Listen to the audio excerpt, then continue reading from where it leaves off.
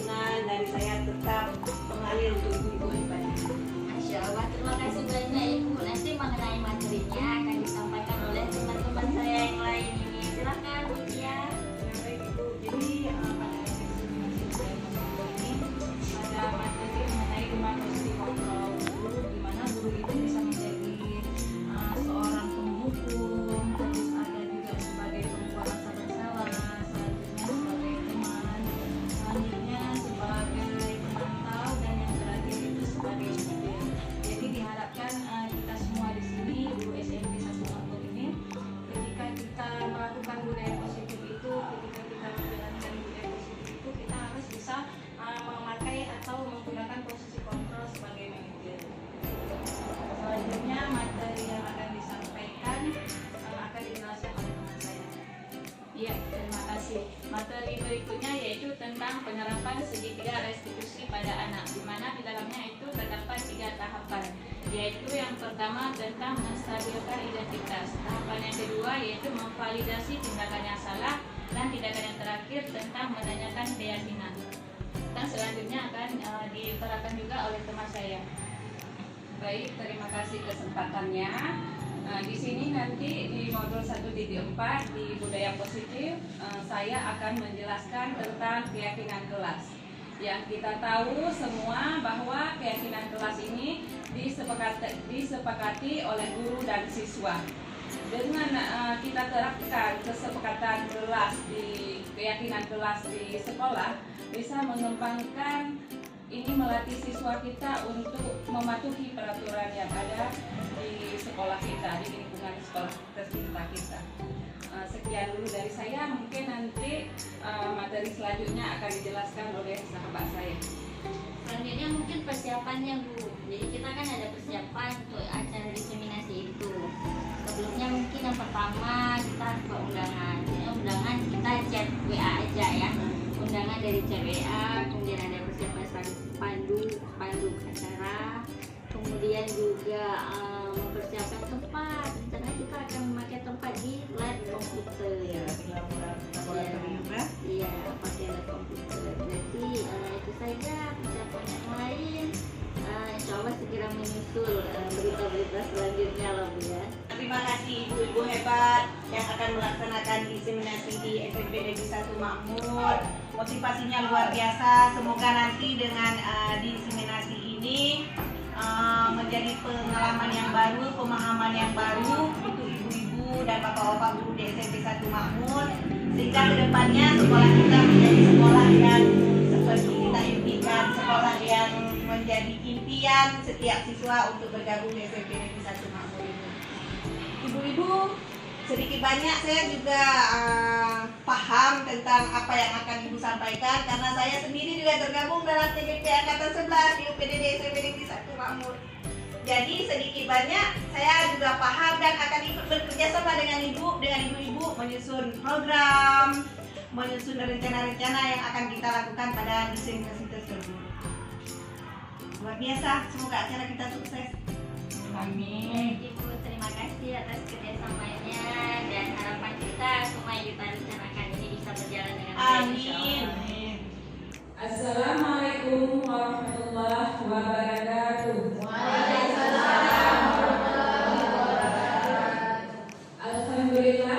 Alhamdulillahirabbil alamin. Allahumma shalli ala sayyidina Muhammad wa ala ali sayyidina Muhammad. Rabbi shrahli sadri wa yassirli amri wahlul 'uqdatam min lisani yafqahu qawli.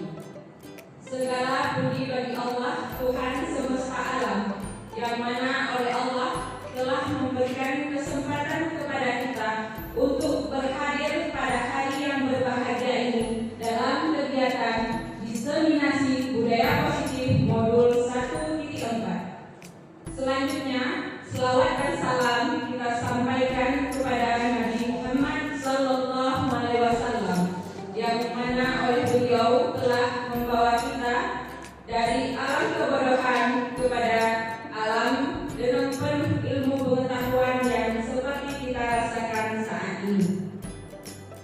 Penghormatan kami kepada Ibu Kepala Sekolah SMP Negeri 1 Makmur, yang mana luar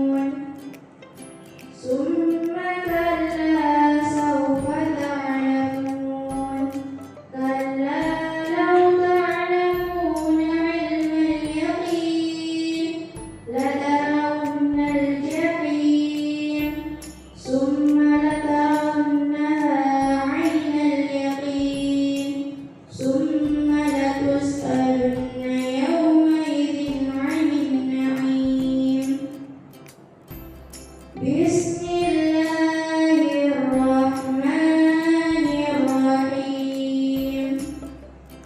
Wailul likulli humazatil lumazah alladzi jama'a malahu wa 'addadah yahsabu anna malahu akhladah kalla layunbadhanna fil hutamah wa ma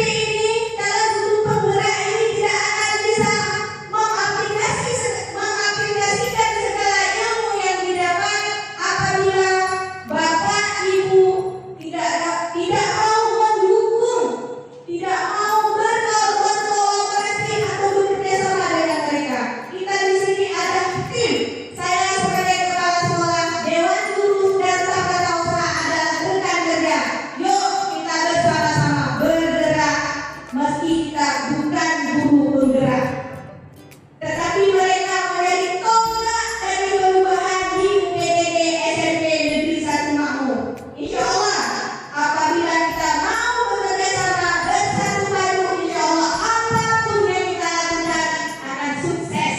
Apapun yang program yang kita rencanakan, insya Allah akan berjalan sesuai dengan yang kita inginkan. Tetapi kalau kita diam-diamkan nyaman pada posisi yang sama, kita akan tetap seperti ini, ditinggalkan oleh zaman yang semakin tiap detik, tiap menit, tiap jam akan berubah dengan segala perubahan yang ada. Karena di sana, di seberang sana, di belahan dunia sana, itu ilmu pengetahuan akan selalu berkembang tanpa bisa kita hentikan. Apabila kita tidak mau merubah paradigma ini, maka kita akan tetap berada di tempat. Anak didik kita akan meninggalkan kita, akan mencontoh kita. Ibu guru saya, bapak guru saya tidak update dalam segala hal. Anak-anak sekarang itu anak-anak yang kritis, anak-anak yang update dengan segala ilmu pengetahuan. Jadi mari kita rubah paradigma, langkah kita tidak salah, cuma zaman yang berubah. Jadi kita dituntut untuk berubah menjadi paradigma baru dengan mindset dan ilmu pengetahuan dengan gaya yang baru, yang tentunya lebih menarik, lebih nyaman, yang diselingi dengan berbagai macam metode pembelajaran, kemudian teknologi juga dibarengi. Insya Allah TDP ini siap. Itu yang saya harapkan. Ilmu yang didapat bisa diaplikasikan, bisa diimbaskan kepada kawan-kawan yang belum terpilih menjadi TDP, yang insya Allah kedepannya juga akan menjadi TDP hebat kalau masih diberi kesempatan oleh pemerintah. Dengan menggunakan Bismillahirrahmanirrahim, acara diseminasi budaya positif modul 1.4 di UPTD SMP Negeri 1 Makmur resmi saya buka. Wabillahi taufiq wal hidayah. Wassalamualaikum warahmatullahi wabarakatuh. Terima kasih kita sampaikan kepada Ibu Juliana sebagai selaku Kepala Sekolah di UPTD SMP Negeri 1 Makmur. Semoga apa yang beliau sampaikan menjadi pembelajaran untuk kita semua. Baiklah, untuk menutup acara pembukaan pada hari ini, saya sebagai MC mengucapkan hamdalah alhamdulillahirabbil alamin dan menutup dengan doa penutup majlis. Subhanakallahumma wa bihamdik asyhadu an la ilaha illa anta astaghfiruka wa atubu ilaik. Saya memohon maaf atas segala kekurangan. Wassalamualaikum warahmatullahi wabarakatuh. Baiklah, acara selanjutnya diseminasi budaya positif modul 1.4 akan disampaikan oleh kelima pemateri hebat, Ibu-Ibu CGP Angkatan 11 Kabupaten Biren dari UPTD SMP Negeri 1 Makmur. Kepada Ibu Nidia, kami persilakan. Bismillahirrahmanirrahim. Assalamualaikum warahmatullahi wabarakatuh. Alhamdulillahirrahmanirrahim. Wassalatu wassalamu ala asyrofil anbiya'i wal mursalin wa ala alihi wasahbihi ajma'in. Alhamdulillah, segala puji bagi Allah, karena hari ini kita telah dikumpulkan, diberikan kesempatan oleh Allah untuk hadir di tempat yang luar biasa ini guna mengikuti acara diseminasi modul 1.4 tentang budaya positif. Selanjutnya, sholat beserta salam, mari sama-sama kita sanjungkan kemampuan Nabi besar Muhammad SAW yang menjadi teladan kita sepanjang zaman, yang hari ini pun kita sedang melakukan tugas yang dilakukan oleh Rasulullah, yaitu mendidik anak negeri. Karena sesungguhnya yang kita lakukan hari ini adalah melanjutkan risalah para nabi, yaitu mendakwahkan pendidikan ini ke seluruh penjuru negeri. Baik yang saya hormati Ibu Kepala Sekolah kita yang luar biasa dan juga CDP pada hari ini, kemudian yang saya hormati kesemua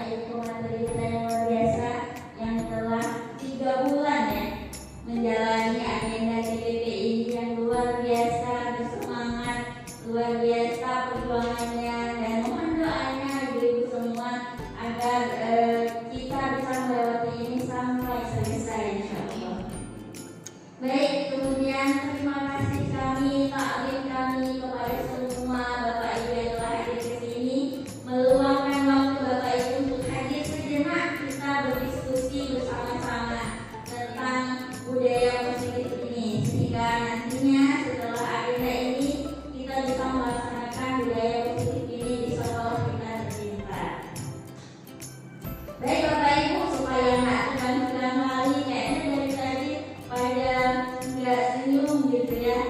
Kenapa kayak tegang gitu? Baik, supaya kita bisa lebih rileks, tidak tegang, kita SBY dulu ya. Baik. Kalau saya bilang ini 1, yang ini 2, dan yang ini 3. Oke. Kalau saya bilang yang ini, saya tadi bilang kalau saya bilang ini 1. Kalau yang ini 2. Berarti kalau saya bilang yang ini tetap 2. Paham ya? Oke. Kalau dan yang ini 3. Masya Allah, tepuk tangan untuk kita semua. Kami ada berlima. Saya kenalan dulu Ibu. Yang pertama, oke. Oke, hari ini kita akan duduk di sini, akan melakukan diseminasi budaya positif modul 1.4, yaitu tentang menyebarkan pemahaman dan pengalaman penerapan budaya positif. Jadi kami ada berlima, sudah dilihat ini di depan, tidak perlu diperkenalkan lagi, kayaknya semua sudah kenal. Dan semoga kami berdoa juga teman-teman yang lainnya juga akan ikut bersama kami insya Allah setelah ini ya. Harapannya kita semua menjadi guru bergerak insya Allah. Baik, selanjutnya. Oke. Selamat datang para guru hebat. Mari belajar bersama, berkolaborasi dan saling mendukung demi mewujudkan disiplin positif di sekolah kita tercinta. Jadi insya Allah dengan adanya kolaborasi di antara kita, maka paradigma baru ini akan kita laksanakan. Dan karena tidak mungkin kami CGP ini hanya melaksanakan paradigma baru ini hanya berlima atau kepala sekolah aja, makanya begitu, tapi yang lain tidak. Makanya kenapa hari ini kita mengajak semuanya agar kita semua bisa menerapkan budaya positif ini di lingkungan sekolah kita demi generasi kita ke depan. Nah, di sini akan ada beberapa konsep utama modul budaya positif.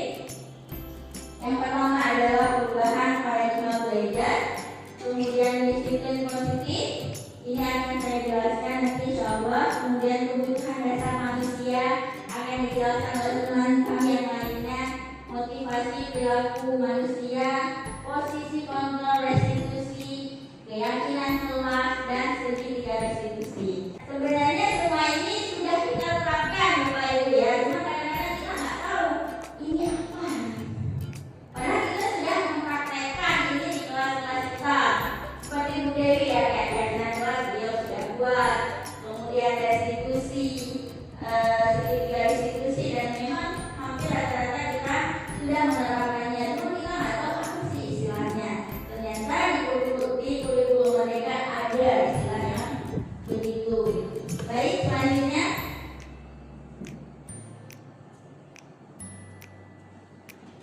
Oke, selanjutnya pembelajaran dengan paradigma baru.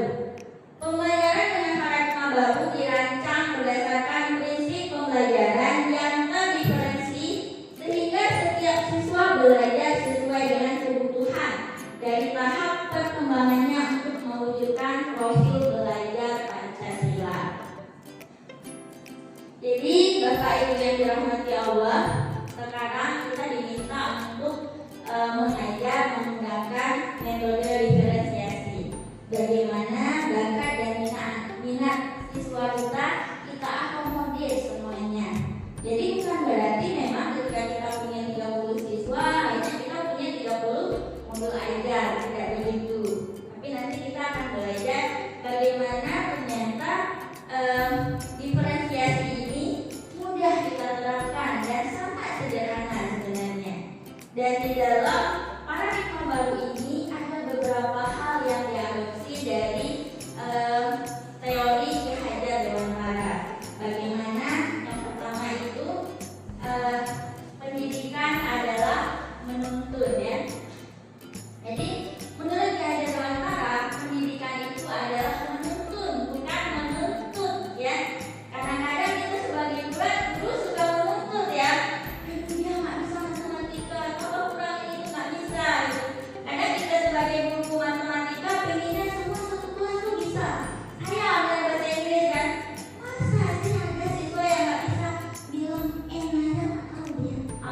dan gitu. Atau saya ada I, jenderalnya satu menteri katanya, padahal itu itu ada yang nggak bisa. Akhirnya kita menuntut semuanya untuk bisa bahasa Inggris, padahal tidak semua orang bisa begitu. Makanya kenapa kita tugasnya menuntun minat bakat siswa kita.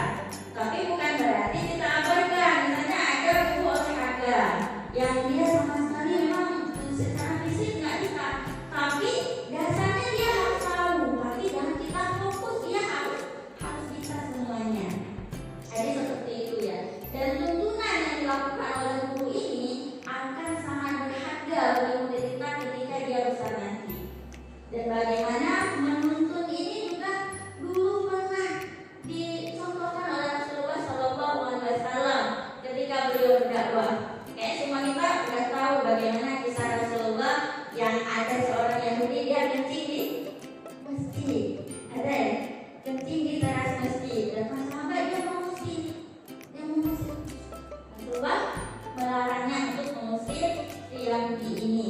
Rasulullah menunggu sampai selesai dia kencing. Ketika dia pergi, Rasulullah menyiram kencing tersebut. Bayangkan bagaimana lembutnya Rasulullah SAW di dalam mendidik manusia pada saat itu.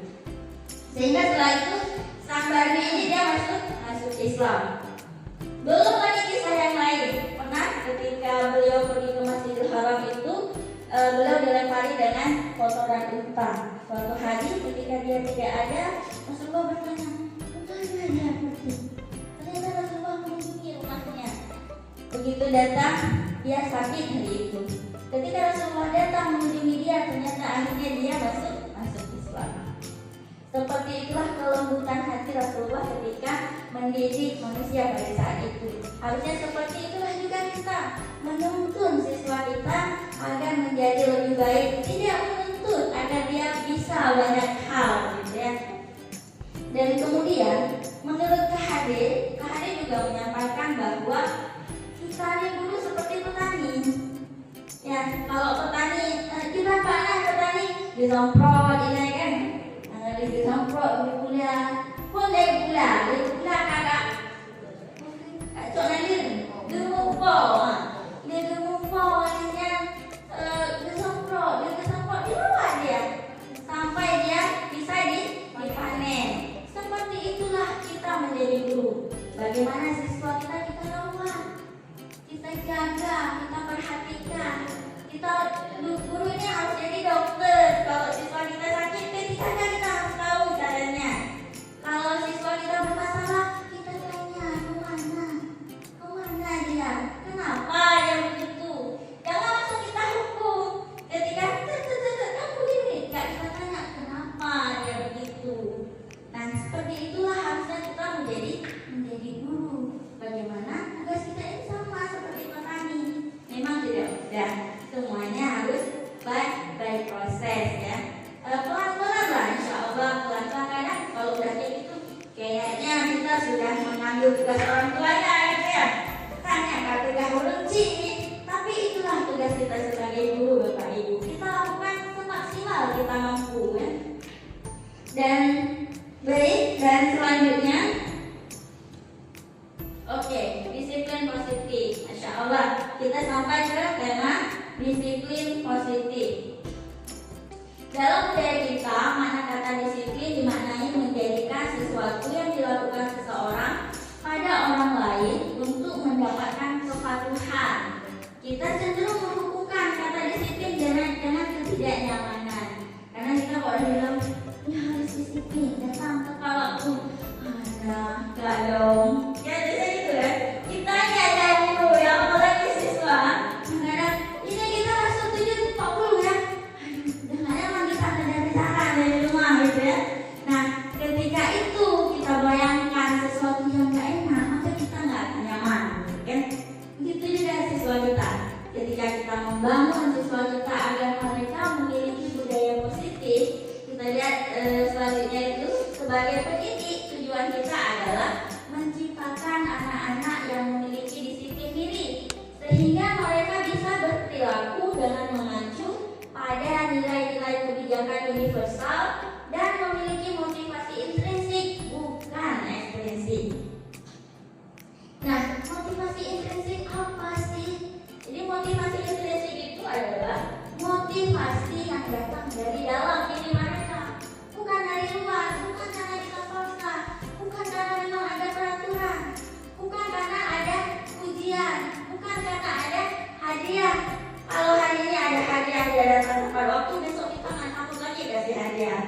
saja nggak akan datang untuk aku. Kalau hari ini kita kasih hukuman, kadang ayo nggak ada hukuman lelah sih, ayo kan diurut banyak lagi, hukum kan, kayak sih kita nggak ada hukum. Besok dia balik lagi ke nol. Artinya dia tidak mengerjakan itu. Kenapa? Karena dia melakukan itu bukan motivasi dari dalam dirinya. Makanya kenapa motivasi intrinsik yang harus kita bangun. Bagaimana dia menyadari datang cepat itu untuk apa? Untuk dia juga agar dia tidak ketinggalan pelajaran. Bagaimana dia paham bahwa menghargai orang lain itu perlu. Kenapa? Supaya dia juga dihargai oleh orang lain. Motivasi ini yang perlu kita bangun. Meskipun lagi-lagi tidak mudah ya, nggak mudah nyum. Padahal di lapangan kita yuk tiba-tiba gitu kan. Ini suara hati semua orang, suara hati saya, suara hati semua kita. Tapi inilah proses. Kita harus terus berproses dengan paradigma baru ini. Tidak mudah dan kita tidak harus berubah. Kan berubah itu nggak semudah membalikkan telapak tangan gitu ya. Tapi begitulah kita harus berubah. Minimal satu yang kita tahu, satu yang kita ubah. Nggak perlu kita berubah semuanya karena nggak mungkin. Tapi pelan-pelan dengan proses. Mau tidak kita? Yakin nggak kita bisa? Minimal satu yang kita sampaikan kepada siswa kita diingat. Alhamdulillah itu sudah prestasi luar biasa buat kita. Ya. Kemudian disiplin positif merupakan salah satu cara penerapan disiplin yang bertujuan untuk menumbuhkan kesadaran serta memberdayakan anak untuk melakukan sesuatu tanpa sogokan, ancaman maupun hukuman. Dan ini saya pribadi menjadi penuh bahwa kita sering melakukan ini. Ya, bukan cuma saya mungkin ya, karena hari ini saya ngomong, saya mungkin masih begitu gitu ya. Bagaimana masing-masing kita mengevaluasi diri bahwa ternyata itu sogoknya. Besok kamu sekolah ya, nanti kasih uang 20.000. Tak ada uang tak selesai dan dia tidak sekolah lagi. Atau kita ancam, kalau kamu ada uang kita ancam. Dan ancaman itu sebenarnya tidak akan membuat dia berubah. Dia melakukannya, tapi hanya sesaat saja. Hari ini ketika kita ancam dia mau melakukan, ketika tidak kita ancam selesai dia ya. Maupun hukuman. Jadi pernah ada kisah di elaborasi pemahaman kami. Jadi beliau instruktur, beliau mengatakan saya semangat kepada murid saya. Sebenci-bencinya kalian pada ibu, jangan bunuh ibu ya. Anak-anaknya menurut itu. Beliau nggak sampaikan kepada muridnya, ternyata beliau punya guru. Gila sekali muridnya. Jadi beliau pakai gitulah ya. Nah, jadi pada saat itu ternyata beliau akhirnya ketika baru-baru bulan 2 bulan yang kebelakang beliau mendengar berita bahwa guru tersebut dibunuh oleh meninggal dibunuh oleh siswanya. Na'udzubillah min dzalik. Bukan tidak mungkin itu terjadi hari ini.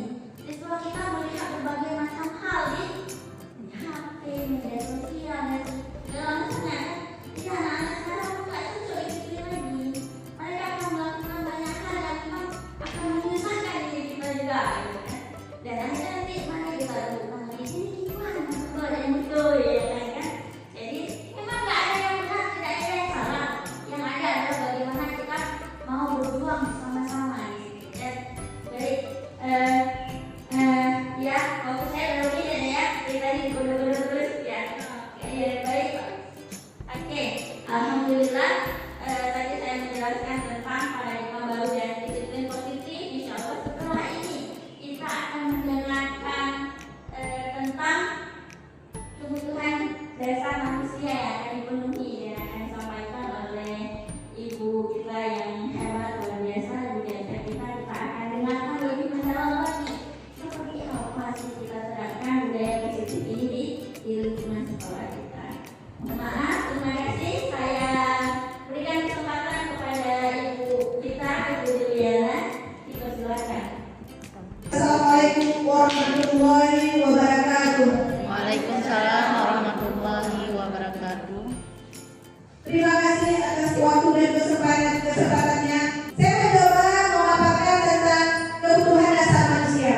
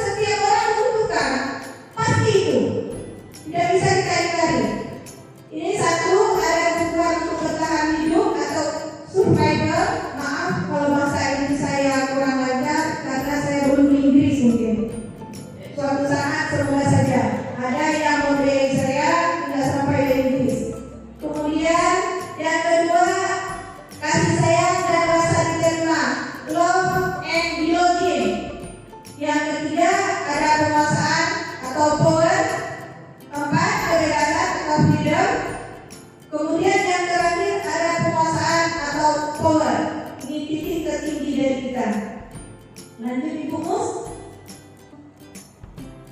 Mari kita lihat satu persatu. Yang pertama, kebutuhan bertahan hidup. Nah, kebutuhan bertahan hidup atau survival adalah kebutuhan yang bersifat fisiologis untuk bertahan hidup. Misalnya kesehatan, rumah, dan makanan. Kebutuhan biologi sebagai bagian dari proses reproduksi termasuk kebutuhan untuk tetap bertahan hidup. Komponen fisiologis pada kebutuhan ini meliputi kebutuhan akan perasaan aman. Nah, anak didik kita apakah punya kebutuhan? Tentunya ia juga sama sebagai manusia tadi, kebutuhan dasar manusia. Di sini terlihat misalnya seorang anak yang mengambil bekal makanan kawannya. Semua misalnya kita minta anak didik kita untuk membawa bekal makanan. Tetapi ketika ada salah seorang anak mengambil bekal makanan kawannya, mengambil kotak nasi kawannya, kita panggil dia, kita tanyakan, "Nak, kenapa sih kamu mengambil bekal makanannya?" "Saya Bu lapar. Orang tua saya tidak menyediakan bekal makanan untuk saya hari ini. Saya lapar. Jadi saya mengambil bekal makanannya karena saya memang kalau tidak makan akan sakit perut, Bu. Saya sangat lapar." Inilah yang disebut dengan kebutuhan bertahan hidup. Mungkin kesimpulan yang paling kasar yang bisa kita lihat, kalau dia tidak mengambil makanan kawan dia, mungkin dia akan merasa mati mungkin, karena dia mungkin sangat lapar. Inilah kenapa di sini dikatakan kebutuhan untuk bertahan hidup terkait dengan makanan.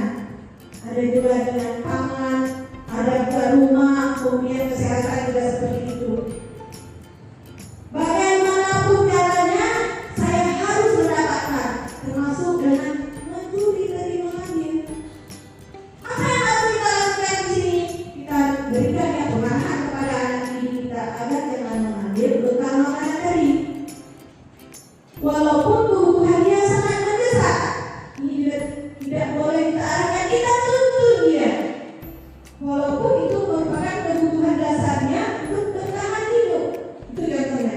Lanjut Bu Mus. Yang kedua, kasih sayang dan rasa diterima.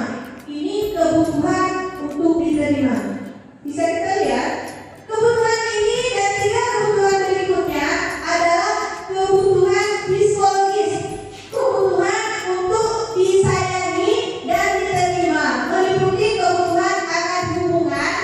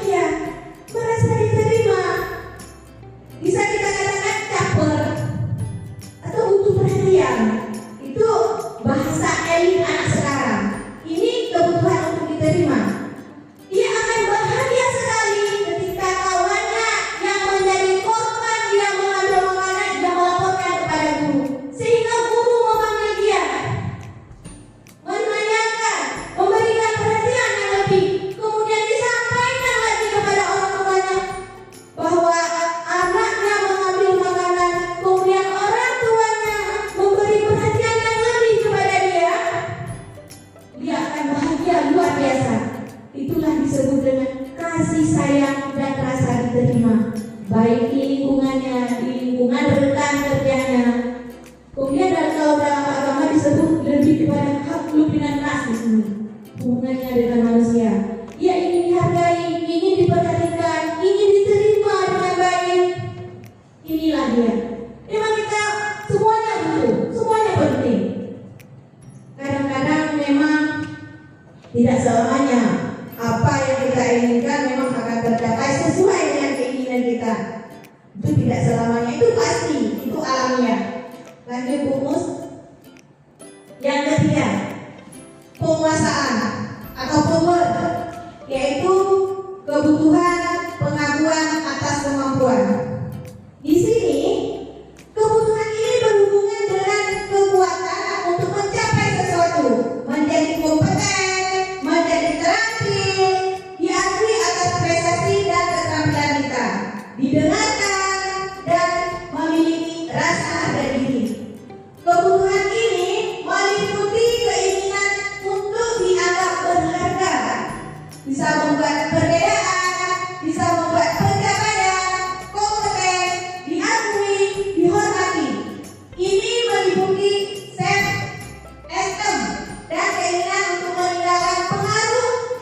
Anak-anak yang memiliki kebutuhan dasar akan penguasaan yang tinggi, yang selalu ingin menjadi pemimpin, mereka juga suka mengamati sebelum mencoba. Ya. Nah, ini penguasaan power. Tadi ada anak yang mengambil makanan. Kita kaitkan dengan kebutuhan ini. Kenapa anak kamu mengambil makanan dia? Saya suka aja. Saya sangat senang ketika kawan saya merasa takut dan mengikuti segala keinginan kita. Inilah yang disebut penguasaan. Kalau kita bilang untuk anak didik kita, dia merasa preman aku hari ini bisa mengambil makanan si ani, bisa membuat dia takut kepada saya. Apapun yang saya suruh akan dia kerjakan. Itu yang disebut dengan kebutuhan dasar penguasaan. Dia akan tunduk apa yang dia katakan. Itu ada di antara anak-anak didik kita. Karena anak didik kita ini berjumlah banyak, karakternya akan berbeda-beda, karakteristik siswa ini. Anak yang memiliki penguasaan ini, dia dominan. Dia akan merasa bahagia sekali apabila kawan-kawannya mau tunduk, patuh, dan taat kepada dia. Dia akan bahagia sekali. Lanjut Bukus. Nah, kebutuhan yang selanjutnya yaitu kebebasan. Kebutuhan akan pilihan. Kebutuhan untuk bebas adalah kebutuhan yang akan kemandirian, otonomi, memiliki pilihan dan mampu mengendalikan arah hidup seseorang. Anak-anak dengan kebutuhan kebebasan yang tinggi menginginkan pilihan. Mereka selalu banyak bergerak, suka mencoba-coba, tidak selalu berpengaruh orang lain, dan senang mencoba hal yang baru dan menarik. Ini luar biasa. Kita kaitkan kembali, kita kembali kepada anak yang mengambil makanan tadi. Kita panggil, kita tanyakan, nah, kenapa kamu mengambil makanan dia? Bu, padahal dia ini punya makanan sendiri, tetapi dia ambil juga, heran juga kita. Kenapa nak mengambil makanan dia? Bu, saya merasa bosan dengan makanan saya sendiri. Saya ingin mencoba makanan kawan yang beragam. Hari ini saya ambil makanan dia, besok mungkin saya ambil makanan orang lain. Ya slow aja. Itu adalah kebutuhan dasar juga. Ada anak yang berperilaku seperti itu. Dia punya memang barang tersebut, tetapi dia ingin mengambil barang orang lain juga. Karena dia ingin mencoba. Gimana sih rasanya? Apa sih bentuknya? Dari mana sih warnanya? Inilah dia. Kebebasan. Dia tidak mau diatur-atur. Padahal makanan tadi sudah dibuatkan oleh ibunya. Di rumah dia sudah makan dari sarapan seperti itu. Udah tahu dia, ini yang dalam kotak saya, ini rasanya seperti ini. Mungkin kalau dalam kotak si Ahmad, nanti kotak si Doni itu lain lagi. Ini mungkin rasanya sambal lado akan berbeda dengan sambal lado ibunya di rumah. Mungkin sambal lado ibunya lebih manis mungkin. Sambal lado kawannya, kenapa dia begitu makan sambal lado? Matanya berair, pipinya memerah. Tapi kita tahu dia, kenapa sih pipinya sampai merah, matanya berair? Bukannya sambal lado kawannya udah. Makanya dia ingin tahu, dia ingin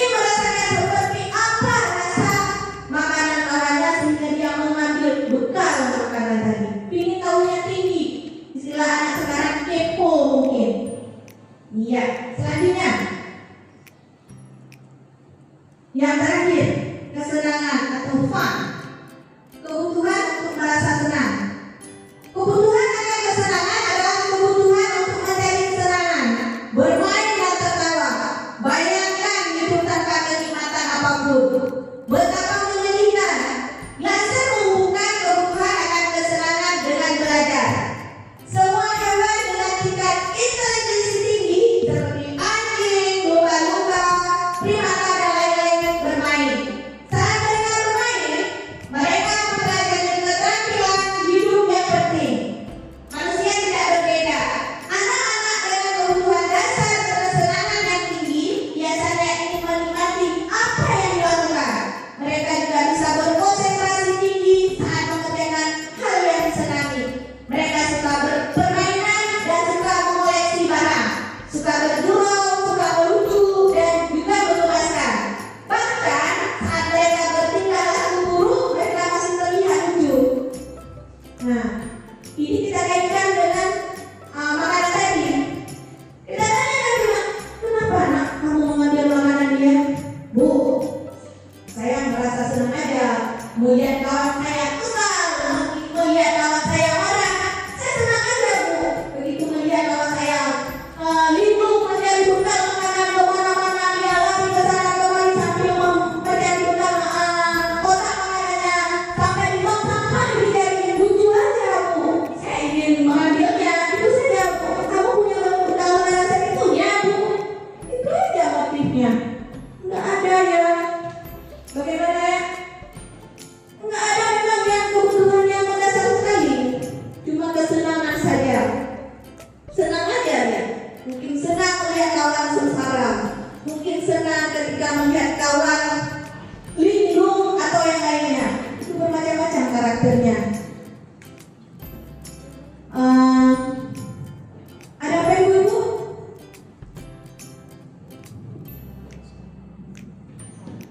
Lanjut Bu.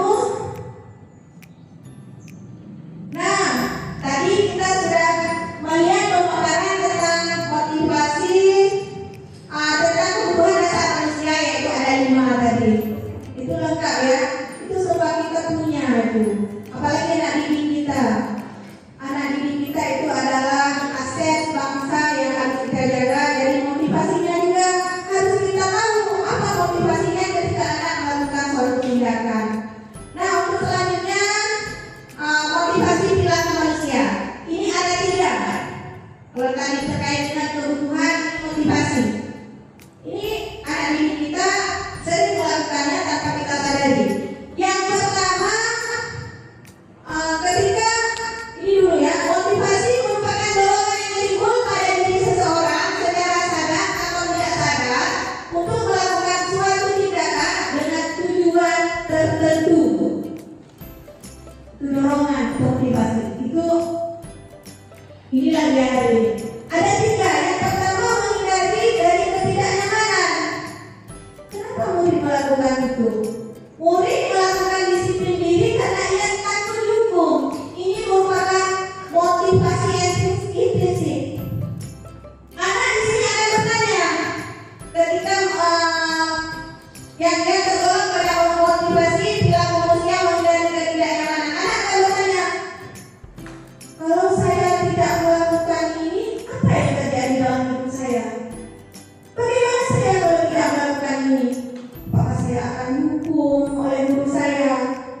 Apakah nilai saya akan sedikit? Ini yang terkait dengan menghindari ketidaknyamanan.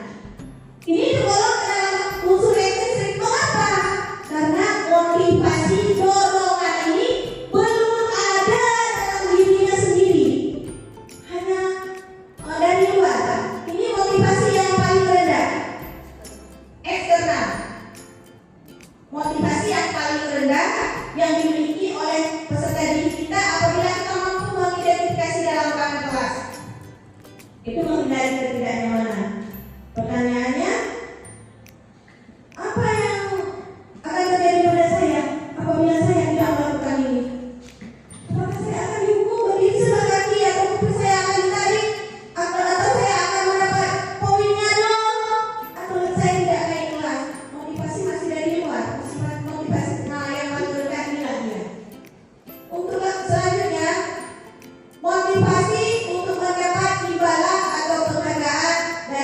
baik. Ini sudah lebih meningkat dari motivasi menghindari ketidaknyamanan dan tengah-tengah. Ini yang sering terjadi pada anak didik kita. Di sini murid lakukan disiplin diri karena ia ingin mendapat imbalan. Ini merupakan motivasi intrinsik atau eksternal. Bagaimana ini? Murid akan bertanya, apa yang saya dapatkan kalau saya melakukan ini? Oh, kita tentunya saya berpindah 100. Kamu nanti akan kelompok terbaik akan mendapatkan permen. Itu merupakan masih motivasi intrinsik eksternal. Ini dia untuk mendapatkan imbalan. Kalau kamu rajin belajar, pasti kamu akan saya naikkan kelas. Kamu akan disayang oleh wali kelas kamu. Ini dia. Ini yang paling banyak kita sampaikan biasanya kepada siswa-siswa kita. Jadi ini harus kita ubah. Benar, ini memang harus ada juga. Tetapi bagaimana kita menuntun murid kita, bukan motivasi ini yang paling baik untuk anak didik kita. Ada motivasi yang satu lagi. Kita sebagai guru harus bisa menuntun. Tadi sudah disampaikan oleh Bu Lydia, itu filosofi Nahdien. Kita ini sebagai petani. Anak didik kita yang kita bayangkan selama ini adalah kertas putih yang bebas kita bentuk dia sesuai dengan keinginan kita, tidak. Anak didik kita ibaratnya kertas putih yang punya goresan, yang sudah ada goresan sama-sama. Bagaimana kita membentuk goresan-goresan, mengembangkan goresan-goresan tersebut sesuai dengan kodrat yang dia miliki. Ini bisa kita buktikan. Anak seorang ustaz tidak selamanya menjadi ustaz. Anak seorang guru, anak kita biasanya ada yang jadi yang lain-lain lah profesinya. Ini berarti walaupun keinginan kita, saya ini guru, saya ini anak saya menjadi guru, itu keinginan kita. Kita masih berpegangan bahwa anak itu adalah kertas putih yang bisa kita bentuk sesuka hati kita, bukan. Anak itu adalah selembar kertas yang tidak punya garis-garis sama. Kita hanya menebalkan, menuntun kita, menuntun dia. Kita hanya sebagai among petani tadi, kita cuma memberi pupuk. Kita hanya menyemai benih. Kita menanam jagung jangan mengharap tumbuh padi. Kita menanam padi jangan mengharap tumbuh jagung. Bibit jagung ya jagung, bibit padi ya padi. Itu dia. Tidak mungkin anak yang sudah lahir kita bentuk sesuai keinginan kita. Dia punya kodratnya sendiri yang akan membawa dia kemana. Kita sebagai guru hanya menuntun sesuai dengan karakter yang dia miliki. Ini dia. Kemudian motivasi yang terakhir, yaitu menghargai nilai-nilai kebajikan diri sendiri. Ini yang paling kalau bisa kita tuntun dia akan tumbuh ini, yaitu murid melakukan disiplin diri karena sadar akan nilai kebajikan, sadar akan nilai kebajikan dirinya. Ini merupakan motivasi ini yang kalau bisa kita sebagai guru ini yang bisa. Kalau bisa ini yang kita tuntut. Ini yang paling penting. Kalau kita bisa menuntut siswa kita sampai pada titik ini, luar biasa. Inilah kesuksesan kita sebagai guru karena mampu memotivasi siswa kita, memunculkan motivasi intrinsik dalam diri dia. Dia akan sadar melakukan tugas ini. Inilah nilai kebajikan untuk diri saya. Ini penting saya lakukan untuk masa depan saya sendiri. Walaupun tidak dilihat. Ini paling tercermin dari mana? Ketika seorang anak mengerjakan sholat, tidak perlu lagi diminta, disuruh, diarahkan mengerjakan sholat. Misalnya di sekolah sholat zuhur, anak langsung melakukannya sendiri dengan kesadarannya sendiri. Ini penting untuk kehidupan saya. Itu yang ditanamkan dalam dirinya pada poin ini. Kalau tadi menghindari ketidaknyamanan, dia akan bertanya, apa yang terjadi dalam hidup saya tidak melakukan. Kalau yang kedua, mendapatkan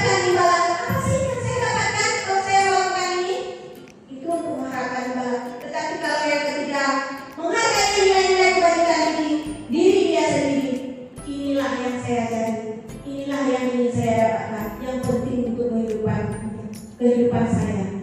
Adanya motivasi dari dalam. Seandainya kita dapat menumbuhkan motivasi ini dan di dalam kelas akan luar biasa Bapak Ibu.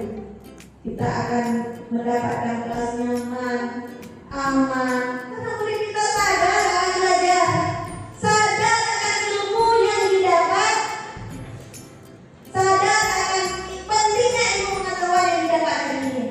Luar biasa. Kita bisa dulu langsung mengarakan ini angkanya, ini kalian mau langsung membentuk kelompok mereka, karena sudah ada motivasi internal ini langsung asal perintah dalam LK-nya lengkap, terarah, paham, menggunakan bahasa yang bisa dipahami oleh anak, bukan bahasa tingkat tinggi. Kita tinggal duduk saja di depan, kemudian berkeliling sekali-sekali. Anak kita semuanya belajar dengan motivasi yang luar biasa. Dalam kurikulum Merdeka ini memang diberikan kebebasan, merdeka, kebebasan. Tidak bisa kita pisahkan. Tidak bisa kita pisahkan karena di sini dalam kurikulum Merdeka pembelajaran berdiferensiasi itu yang dituntut kepada kita. Pembelajaran berdiferensiasi ini menuntut kita mampu menganalisis kategori siswa kita tergolong ke dalam karakter yang mana? Apakah audio, video, atau kinestetik? Jangan sampai kita sebagai guru kita tidak tahu bahwa anak kita sudah bosan, sudah ngiler di belakang tidur. Kita tidak tahu bahwa dia bosan dengan strategi pembelajaran yang kita buat. Itu harus kita pahami.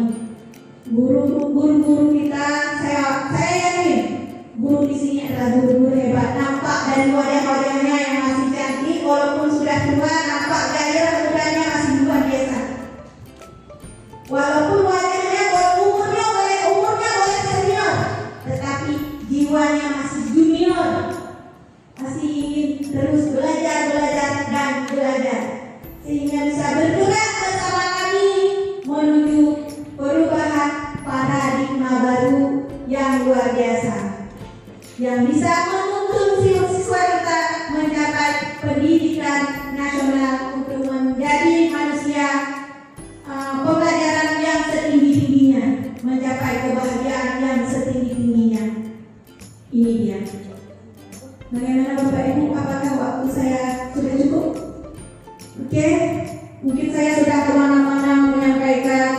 Saya mohon maaf bila ada kata-kata yang kurang berkenan.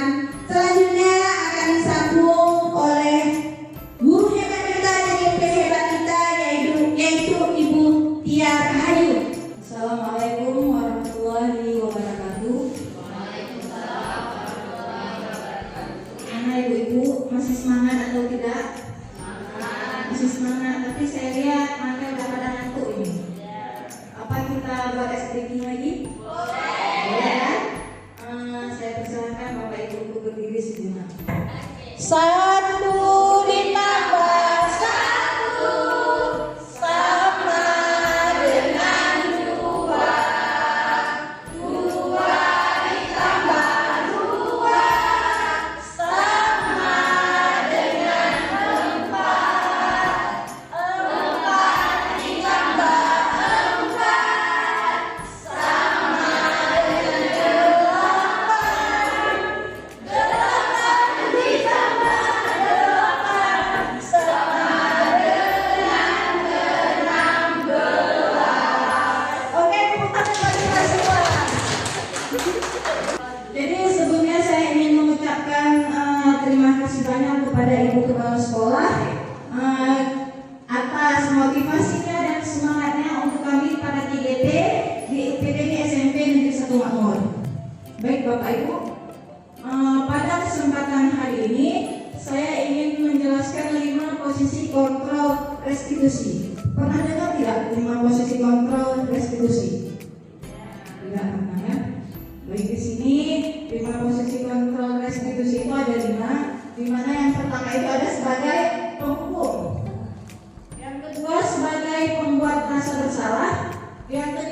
sebagai teman, yang keempat sebagai pemantau, dan yang terakhir itu sebagai manajer. Lanjut. Jadi di contoh penerapan 5 posisi kontrol, saya mengambil contoh mengenai siswa tidak memakai atribut lengkap saat upacara bendera. Bapak Ibu suaranya agak tertarik. Jadi di sini sebagai posisi penghukum. Jadi kalau misalnya kita sebagai posisi penghukum, pasti Bapak Ibu kan emosi atau marah nadanya, ya kan? Ada tidak orang yang marah itu tapi bahasa atau kata-kata itu tidak menunjukkan dia marah? Ada tidak? Gimana Bapak Ibu? Kalau misalnya Bapak Ibu marah-marah, nada emosi itu tinggi atau tidak? Tinggi pastinya ya.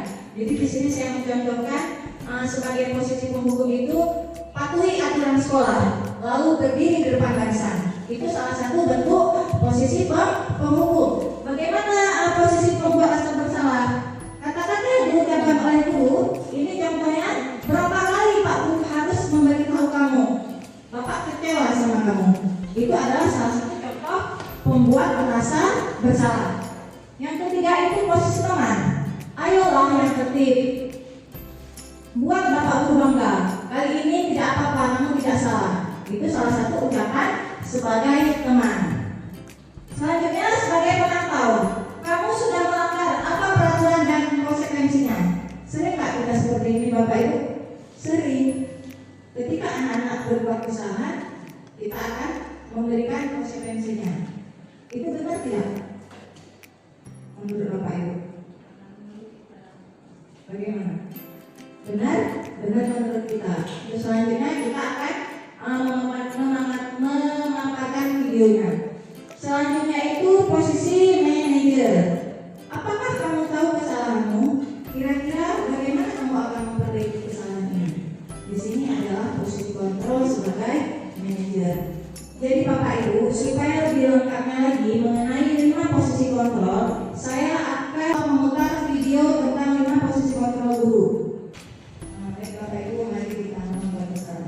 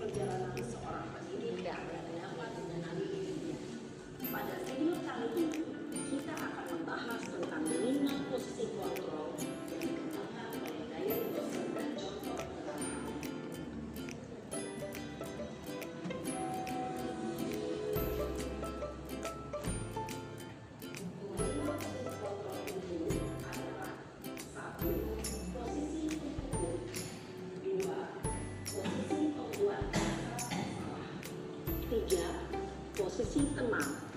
4. Posisi pemantau atau monitor. Dan 5. Posisi manajer. Untuk lebih memahami kelima posisi tersebut,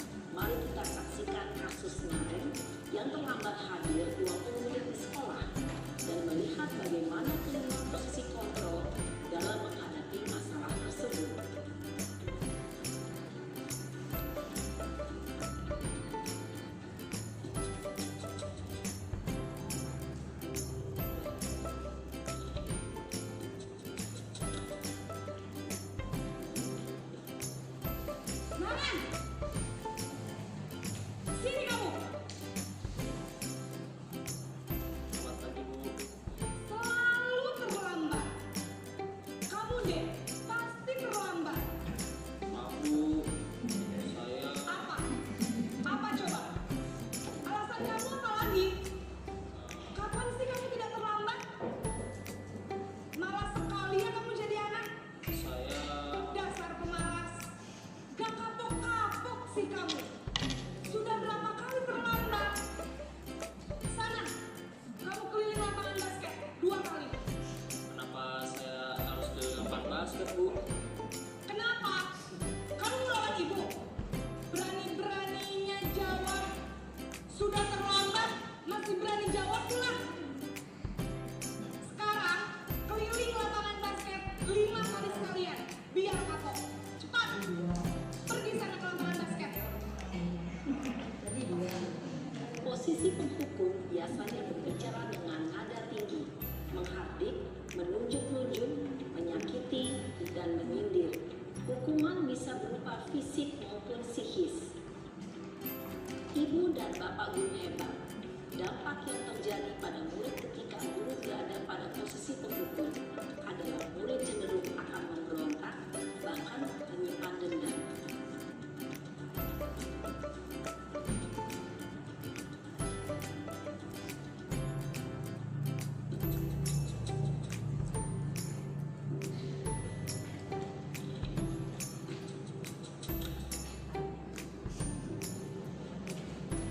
Nanan!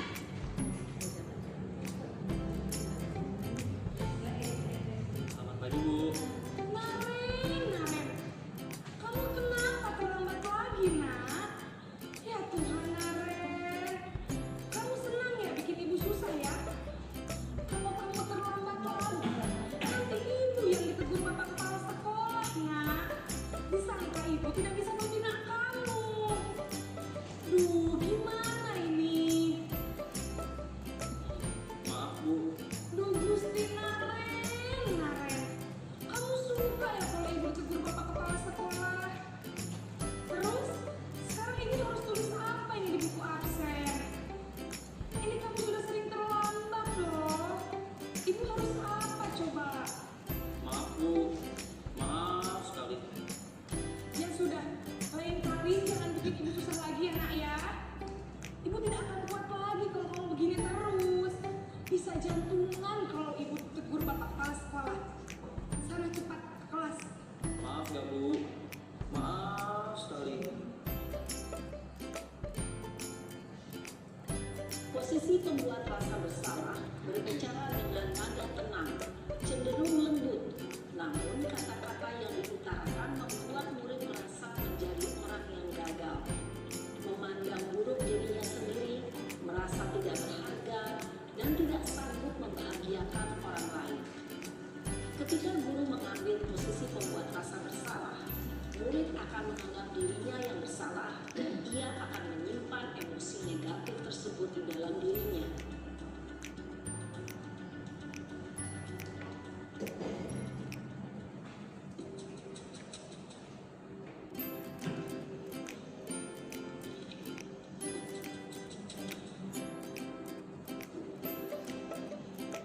Nanan!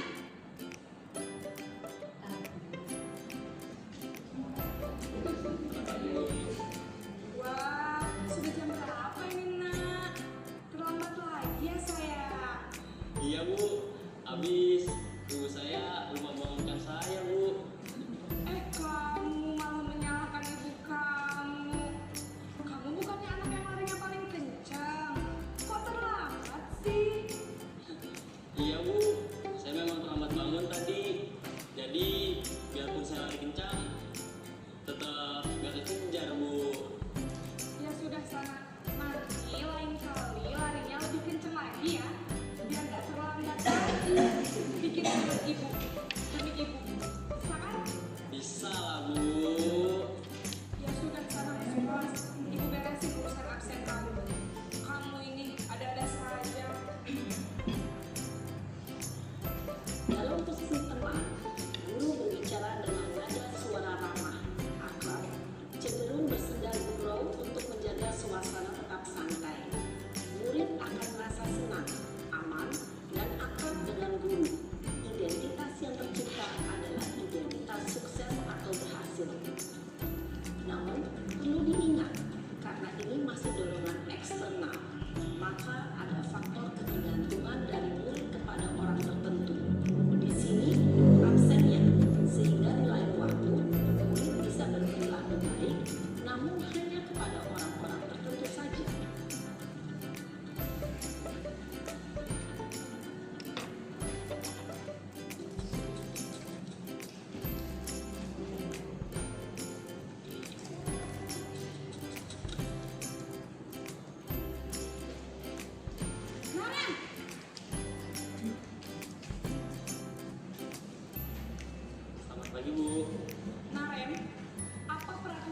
jadwal kita tentang jam berapa kita harus masuk sekolah, nak?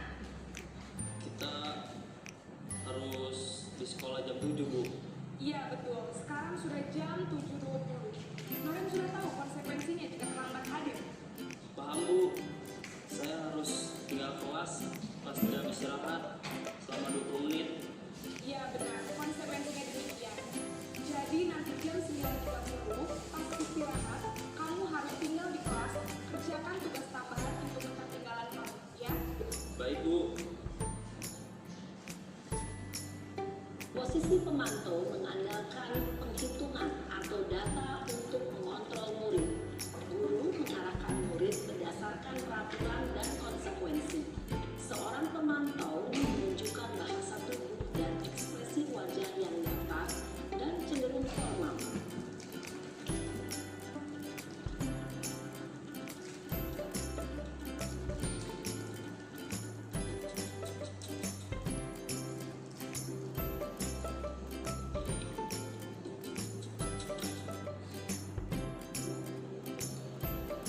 Naren!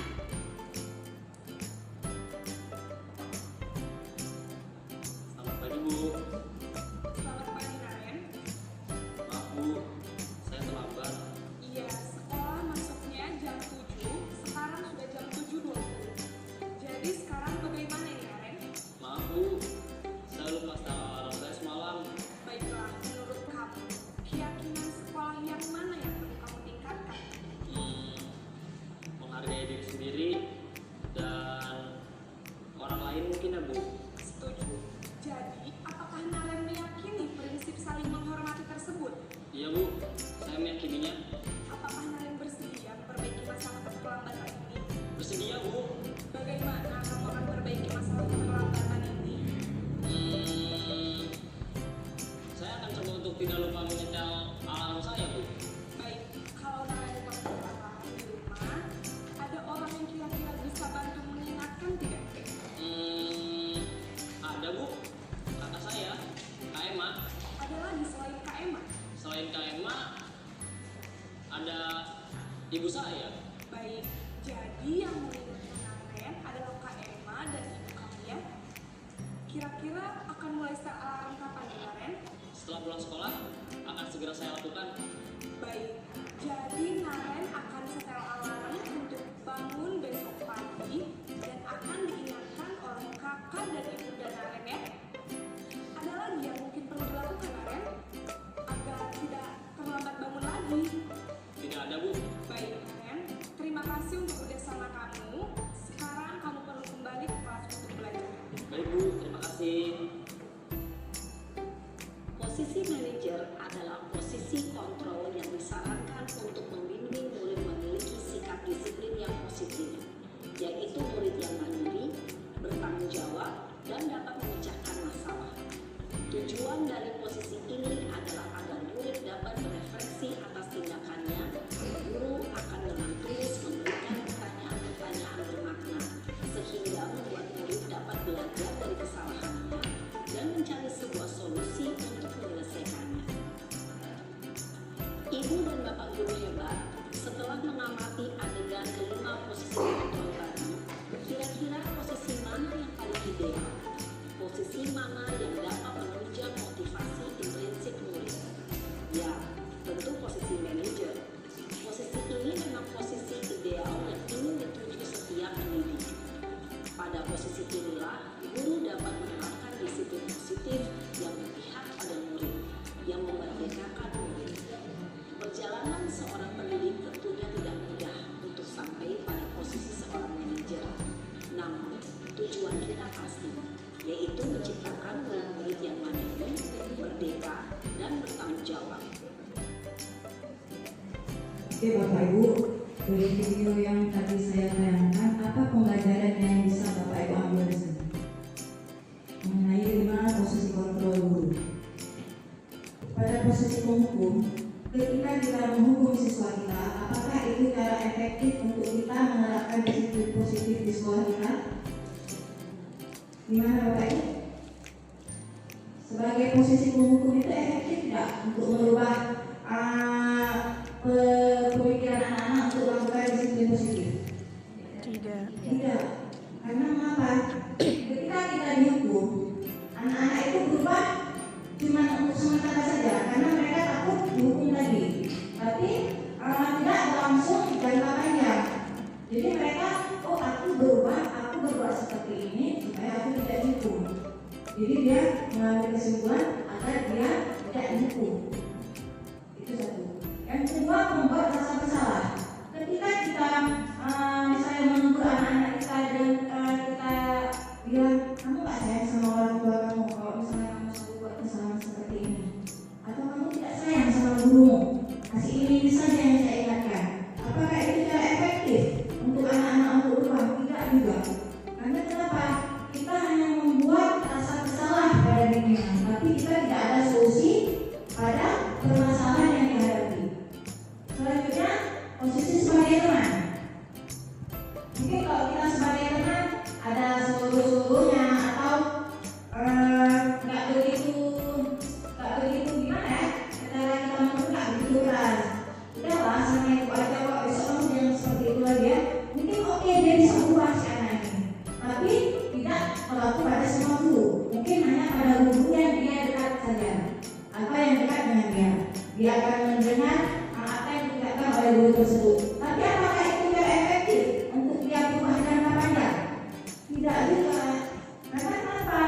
Karena memang motivasi yang ada di diri dia itu bukan dari dalam dirinya, tapi karena ada faktor eksternal. Karena dia dekat dengan salah satu guru. Jadi hanya itu saja ya.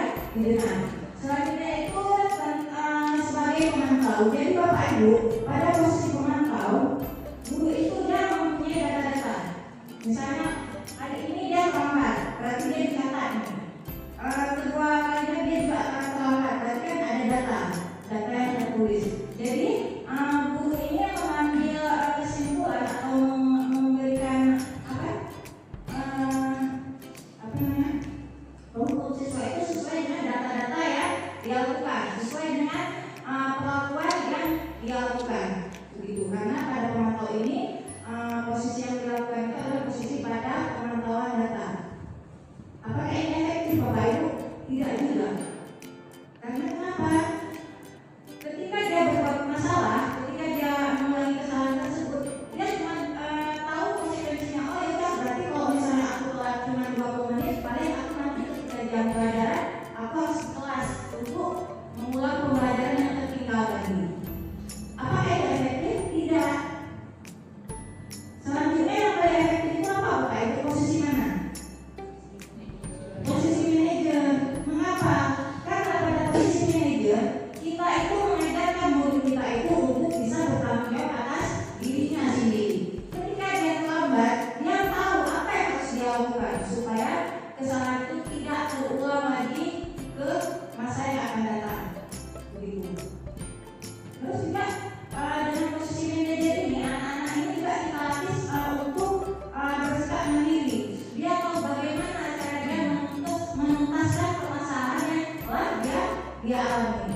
Jadi pada disiplin positif ini, saya dan kami semua di sini berharap Bapak Ibu bisa menerapkan posisi sebagai manajer dalam menerapkan disiplin positif di sekolah ketimbangan kita ini. Ya Bapak Ibu, kira-kira bisa nggak? Bisa ya, insya Allah kita sama-sama bergerak, insya Allah kita sama-sama menggerakkan, dan insya Allah kita akan menghasilkan atau menciptakan sekolah dan murid yang sesuai dengan profil pelajar Pancasila ya. Di sini Bapak Ibu adakah yang ingin bertanya? Ada Bu. Oke, silakan Ibu Yuli. Apa yang kita lakukan apabila sudah terlanjur melakukan posisi kontrol sebagai penghukum, dan bagaimana posisi yang seharusnya harus dimiliki oleh guru? Oke, pertanyaannya bagus sekali ya Ibu-Ibu. Jadi kalau misalnya kita pertamanya itu sering menghukum anak-anak, bagaimana cara kita supaya kita tidak bersikap seperti itu? Ya kita naikkan saja level posisi kontrol kita. Oh, yang pertama kita sebagai penghukum, besoknya kita berubah jadi posisi sebagai teman. Namanya kan kita proses nih, kan gak ada yang sempurna. Saya juga tahu materi ini karena saya mengikuti CGP. Mungkin kalau saya nggak mengikuti CGP, saya juga nggak akan tahu tentang 5 posisi kontrol ini. Dan saya juga sebagai guru BK sering juga kadang melakukan posisi pengukur. Jadi saya harap di sini ketika kita sering melakukan sebagai posisi pengukur bisa menaikkan levelnya. Yang pertama itu bisa jadi kita buat dulu anak ini sebagai pembuat rasa bersalah dulu. Oh kalau tidak sebagai teman, hingga sampai kepada posisi yang paling efektif yaitu posisi manajer. Begitu Ibu Iwi. Materi selanjutnya akan disampaikan oleh Bu Muslimah mengenai keyakinan kelas. Kepada Bu Muslimah saya persilakan dengan segala hormat. Assalamualaikum warahmatullahi wabarakatuh. Gimana Bapak Ibu, masih semangat? Semangat. Ya semangat ya. Semangat. Jadi kalau semangat Bapak Ibu mengikuti seperti saya ya. Bapak Ibu SMP Negeri 1 Makmur luar biasa. Oke, saya ulang. Bapak Ibu SMP Negeri 1 Makmur luar biasa. Alhamdulillah ya. Terima kasih saya ucapkan kepada kawan-kawan saya, rekan-rekan saya yang sudah memaparkan materi yang sangat luar biasa.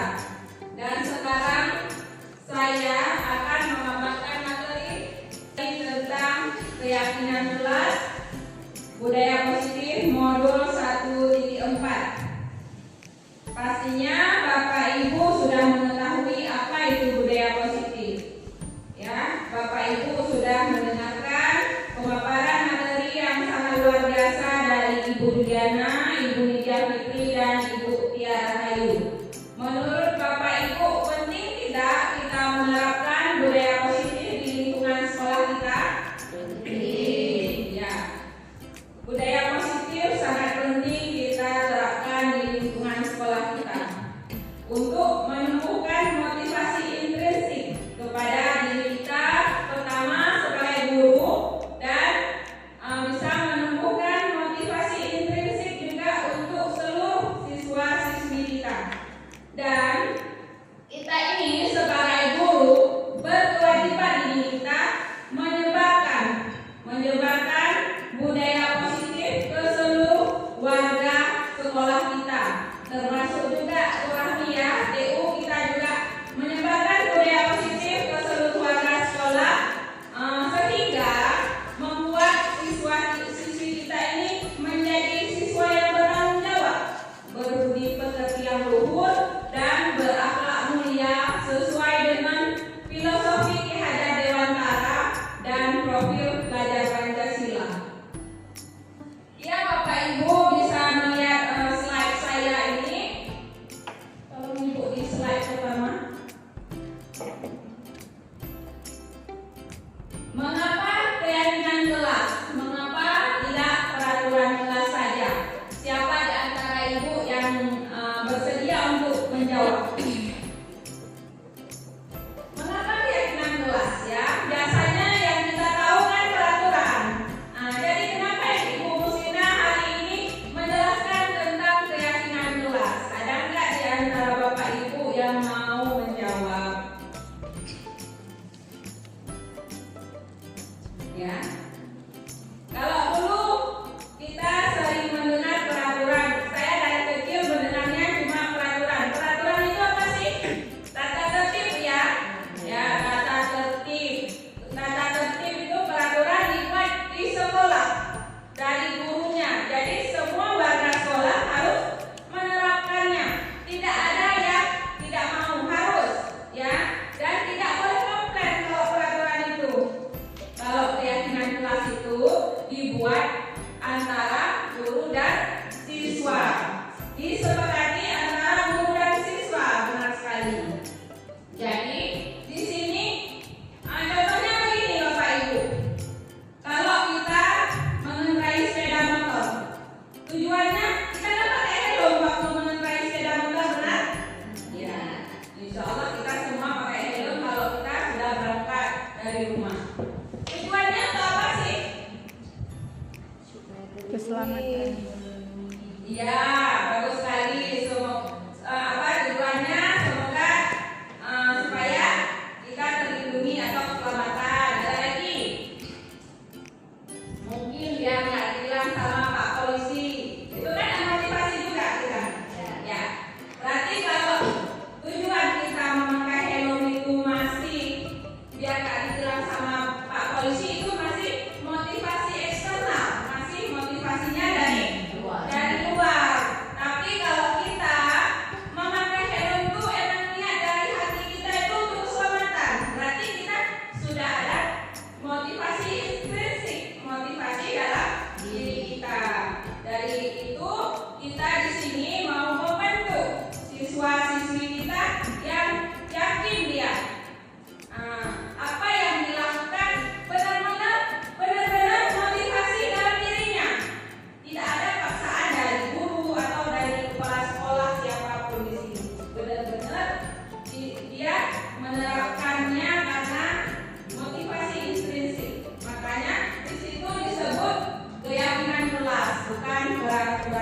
kelas. Bisa dipahami Bapak Ibu? Bisa ya, luar biasa. Oke, silahkan Ibu lihat ke slide kedua. Di sini keyakinan kelas bersifat lebih abstrak dari peraturan yang lebih rinci dan konkret. Jadi keyakinan kelas ini dia lebih mudah dipahami oleh siswa-siswi kita, mudah untuk diterapkan. Kemudian yang kedua berupa pernyataan universal. Maksudnya gimana sih pernyataan universal ini? Pernyataan universal ini pernyataan yang sudah disepakati oleh lembaga resmi, oleh organisasi, oleh sekolah-sekolah kita. Tujuannya untuk menumbuhkan yang membangun yang positif-positif saja.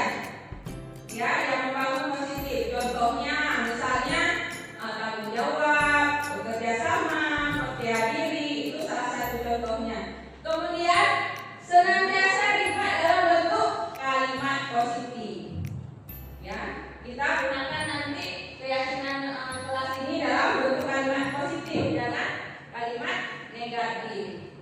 Kemudian bersedia ditinjau ulang dari waktu ke waktu. Jadi setiap kita mau melakukan proses pembelajaran, kita selalu meninjau ulang. Kita tanya sama siswa-siswi kita, gimana nak hari ini? Apa keyakinan kelas kita perlu kita tambah? Atau sudah cukup? Atau dikurangi? Kemudian tujuan pembelajarannya dapat menganalisis pentingnya memiliki keyakinan kelas sebagai fondasi dan arah tujuan sebuah kelas yang akan menjadi landasan dalam memecahkan konflik atau permasalahan di dalam sebuah kelas. Kemudian dapat menjelaskan proses pembentukan dari peraturan beralih keyakinan kelas seperti saya jelaskan tadi ya. Kemudian dapat berpikir kritis, kreatif, reflektif, dan terbuka dalam menggali nilai-nilai yang dituju pada peraturan yang ada. Nah, dengan kita membuat keyakinan kelas ini, siswa-siswi kita bisa berpikir kritis ya, bisa menuangkan ide-ide atau pendapat yang ada dalam dirinya dalam bentuk dituliskan di kertas ya. Jadi mereka bebas mau menulis apa saja. Kemudian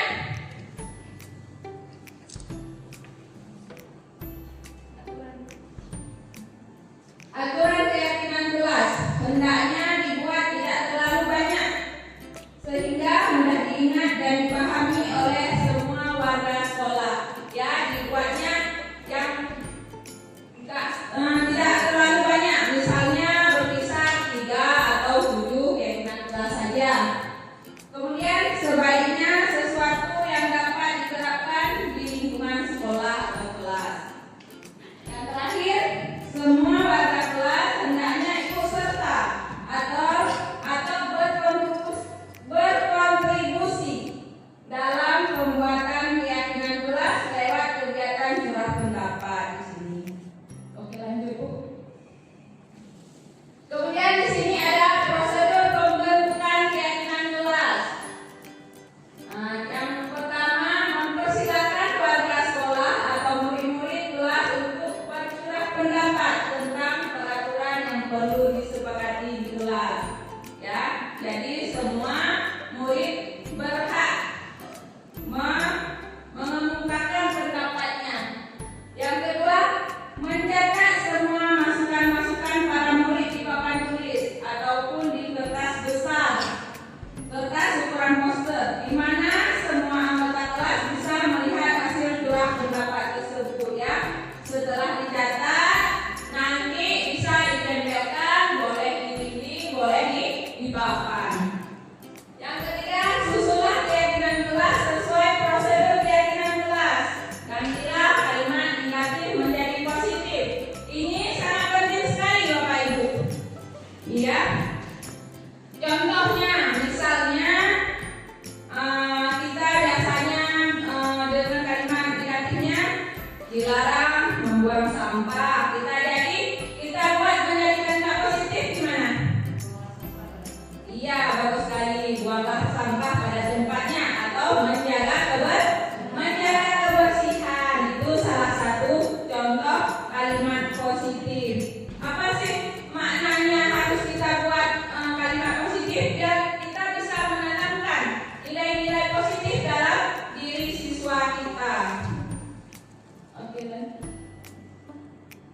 kemudian yang nomor 5, tinjau ulang keyakinan kelas secara bersama-sama. Sebaiknya keyakinan kelas tidak terlalu banyak, bisa berkisar antara 3 sampai 7 prinsip keyakinan seperti saya jelaskan juga tadi ya. Kemudian yang ke-6, setelah keyakinan kelas selesai dibuat, maka seluruh warga kelas dipersilahkan meninjau ulang dan menyetujui dengan menandatangani sebelum itu. Kemudian nomor 7,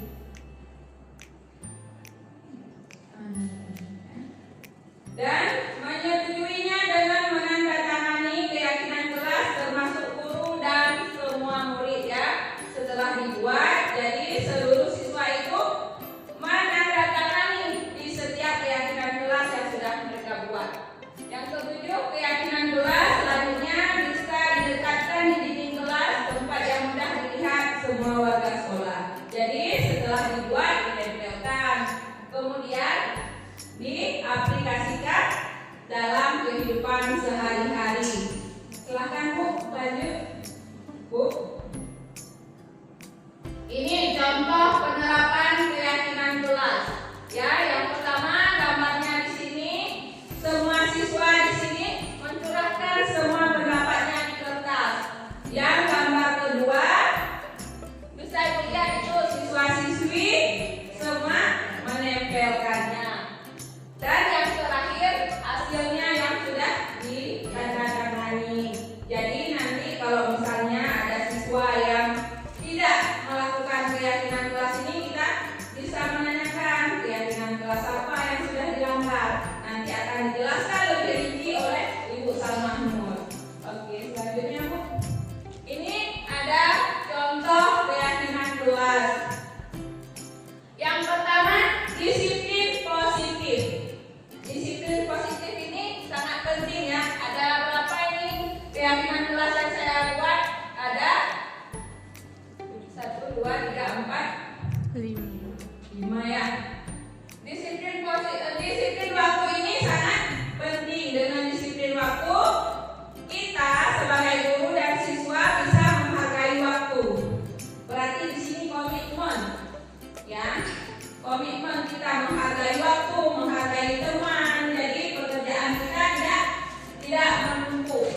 Kemudian belajar dengan antusias, semangat dan percaya diri. Jadi setiap siswa itu masuk kelas dengan perasaan bahagia dia belajar dengan semangat. Tidak ada yang tidak percaya diri.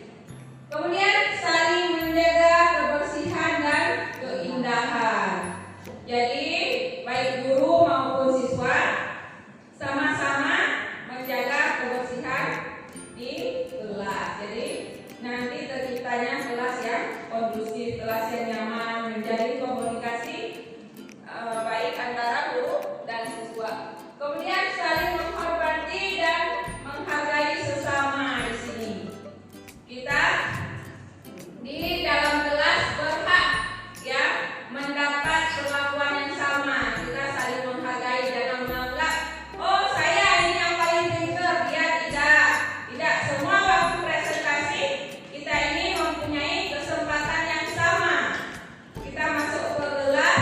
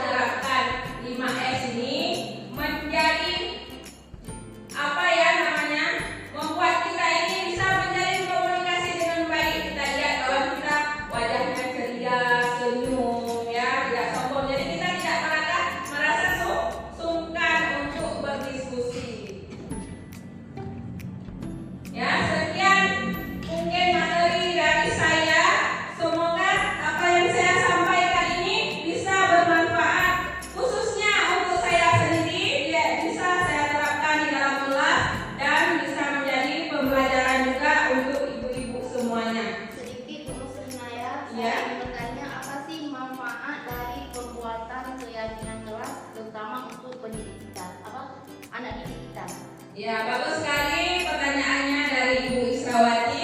Ya, pentingnya Bu ya kita menerapkan keyakinan kelas. Tentunya dengan menerapkan keyakinan kelas kita bisa menumbuhkan ini rasa tanggung jawab pertama dari siswa.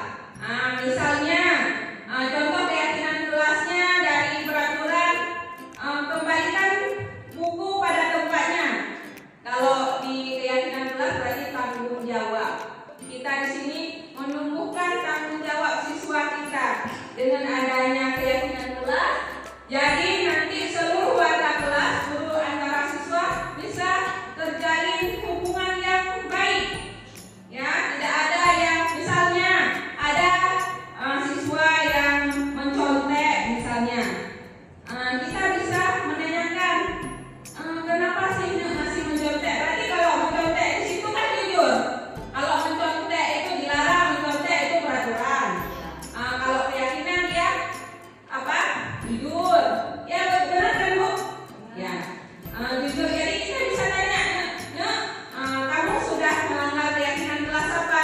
Oh jujur Bu. Bisa diperbaiki? Insya Allah diperbaiki. Begitulah kenapa pentingnya kita menerapkan keyakinan kelas di kelas kita. Bisa diterima Bu Isra? Terima kasih. Ya, terima kasih. Sekian pemaparan materi dari saya tentang keyakinan kelas. Wabillahi taufiq wal hidayah. Assalamualaikum warahmatullahi wabarakatuh. Waalaikumsalam. Ya, selanjutnya yang terakhir tentang segitiga restitusi akan disampaikan oleh rekan TGP hebat kami yaitu Ibu Salmah Nur. Kepada Ibu Salmah Nur dipersilahkan. Assalamualaikum warahmatullahi wabarakatuh. Masih semangat kan Ibu? Masih. Kalau masih semangat kan tidak apalagi speaking lagi ya. Langsung saja.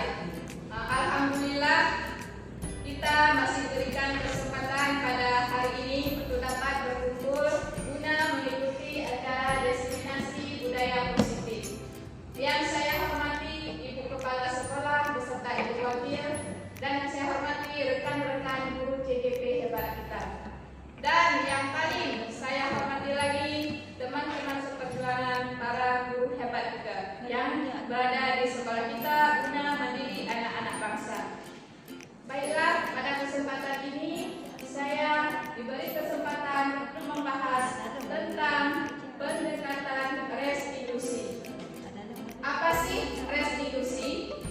Berarti di sini kita dapat melihat pengertian dari restitusi, yaitu suatu proses untuk menciptakan kondisi bagi murid untuk memperbaiki kesalahan mereka, sehingga mereka bisa kembali pada kelompok mereka dengan karakter yang lebih kuat. Ini menurut GOS yaitu tahun 2004. Kemudian apa saja ciri-ciri dari restitusi? Di sini ada beberapa poin yang menjadi ciri-cirinya. Yang pertama, bukan untuk menebus kesalahan, namun belajar dari kesalahan. Yang kedua, memperbaiki hubungan.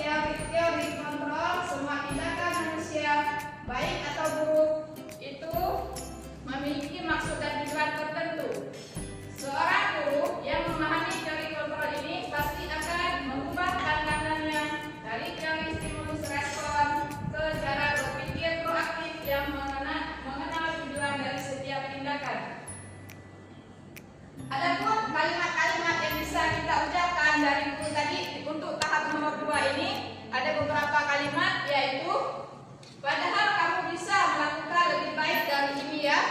Kalimat yang kedua, kamu pasti punya alasan mengapa melakukan hal itu. Yang ketiga, kamu patut bangga pada dirimu sendiri karena kamu telah melindungi sesuatu yang penting buatmu. Atau kalimat yang terakhir, kamu boleh mempertahankan sikap itu, tapi kamu harus menambahkan sikap yang baru. Tahap yang ketiga, yaitu menanyakan keyakinan. Ini masih dalam tahap segitiga tadi. Ini tahap yang terakhir ya, yang ketiga. Teori kontrol menyatakan bahwa kita pada dasarnya termotivasi secara internal. Internal ini dari dalam ya. Ketika identitas sukses telah mencapai, yaitu langkah 1 tadi, dan tingkah laku yang salah telah divalidasi, yaitu pada langkah 2, maka anak akan siap untuk dihubungkan dengan nilai-nilai yang dia percaya dan berpindah menjadi orang yang dia inginkan. Adapun pertanyaan atau kalimat yang bisa kita ucapkan pada langkah yang ketiga ini, yaitu keyakinan kelas mana yang telah kamu langgar, atau apa nilai-nilai umum yang telah kita sepakati. 3. Apa bayangan kita tentang kelas yang ideal? Dan yang terakhir, kamu mau jadi orang seperti apa? Berarti tadi kan misalnya ada anak yang berbuat salah. Banyak sekali contoh kesalahan-kesalahan yang dilakukan oleh anak didik kita. Misalnya ada anak yang terlambat datang ke sekolah, ada anak yang tidak memakai sepatu warna hitam, kemudian ada anak yang tidur di dalam kelas, ada juga mungkin kedapatan anak yang membawa HP. Jadi menurut teori tadi kita jangan langsung menghukumnya. Jadi ada posisi yang paling cocok, yaitu tadi posisi sebagai manajer. Tapi ini juga sesuai dengan prinsip dalam segitiga restitusi dengan menerapkan 3 tahap tadi. Tahap yang pertama, tahap kedua, dan tahap yang ketiga dari segitiga restitusi ini. Jadi posisinya posisi manajer tadi. Dengan langsung kita hukum dia, tapi kita bisa memanggilnya. Kemudian kita tanya baik-baik apa alasan anak ini melakukan kesalahan tersebut. Kemudian bisa kita tanyakan dia keyakinan apakah yang dia langgar ini, yang dia buat ini salah atau benar. Apakah dia mau merubahnya? Ini adalah contoh yang sudah saya lakukan ketika ada anak yang melanggar peraturan, yaitu Alfira yang kelas 81, dia yang terlambat datang ke sekolah.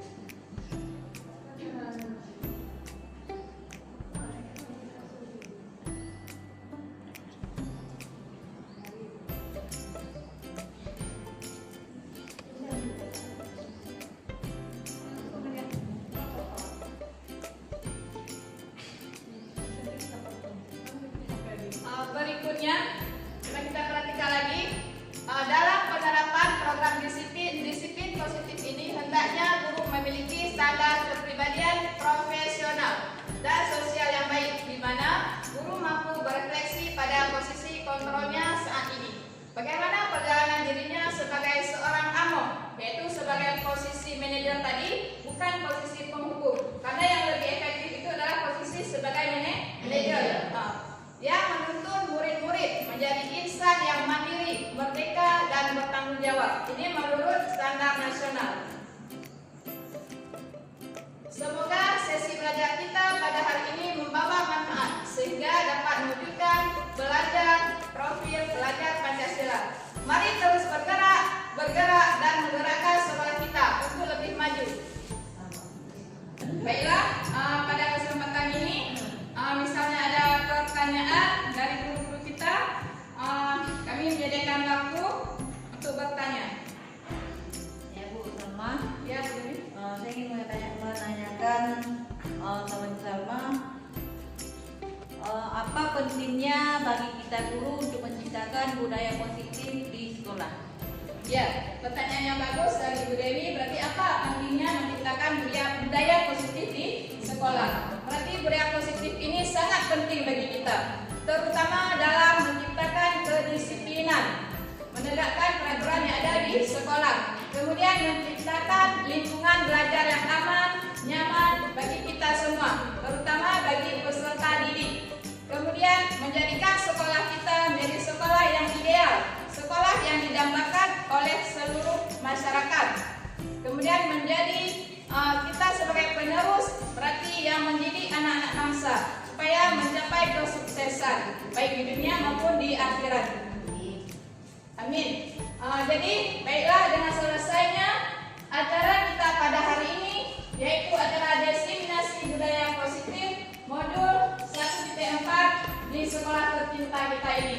Acara diseminasi ini saya akhiri dengan wabillahi taufiq wal hidayah. Wassalamualaikum warahmatullahi wabarakatuh. Waalaikumsalam warahmatullahi wabarakatuh.